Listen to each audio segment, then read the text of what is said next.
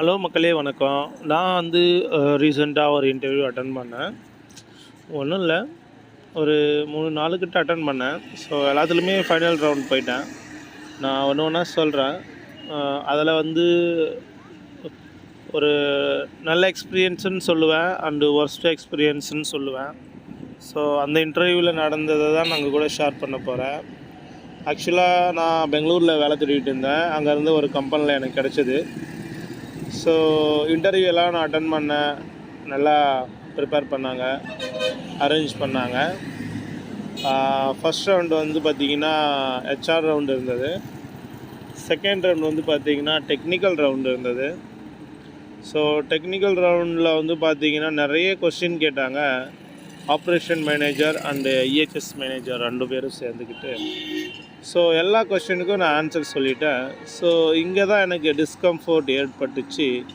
ஆக்சுவலாக அது வந்து விர்ச்சுவல் இன்டர்வியூ. ஸோ அதில் வந்து எனக்கு இன்ஸ்ட்ரக்ஷன் என்ன சொன்னாங்க அப்படின்னா, இது ஃபேஸ் டு ஃபேஸ் இன்டர்வியூ அப்படின்னாங்க. பட் அந்த இன்டர்வியூ அட்டன் பண்ணும்போது என்னுடைய ஃபேஸ் மட்டும் ஆனில் இருக்கணும், அவங்களுடைய சைடில் வந்து ஆஃபில் இருக்கணும் அப்படின்ற மாதிரி சொன்னாங்க. ஸோ எனக்கு யார் இன்டர்வியூ எடுக்கிறாங்க என்ன அப்படின்றது எனக்கு டீட்டெயில் தெரியல. ஸோ அந்த இன்டர்வியூ அரௌண்ட் வந்து பார்த்திங்கன்னா ஒரு 40 to 50 மினிட்ஸ் ரன் ஆகிருக்கும்.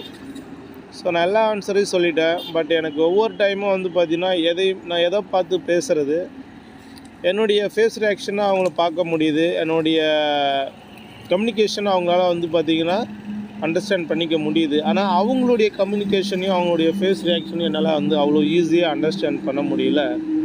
காரணம் என்னென்னா அவங்க சைடில் பிளாங்காக இருக்குது. ஸோ இது எனக்கு இந்த செகண்ட் ரவுண்டில் எனக்கு ஃபீல் ஆச்சு. பட் இருந்தாலும் நான் வந்து நான் கம்ப்ரமைஸ் பண்ணிக்கிட்டு அந்த ரவுண்டை வந்து சக்ஸஸ்ஃபுல்லாக முடிச்சிட்டேன். ஸோ அந்த ரவுண்டில் வந்து அவங்களுக்கு என்னுடைய ஆன்சர்ஸ் சில கொஷின்ஸ் வந்து ஸ்பான்டேனியஸாக வந்து நான் ஆன்சர் கொடுத்தேன். ஸோ அதனால் அவங்களுக்கு பிடிச்சி போயிட்டு அவங்க என்னை செலக்ட் பண்ணிட்டாங்க. ஸோ ஃபைனல் ரவுண்டு வச்சாங்க.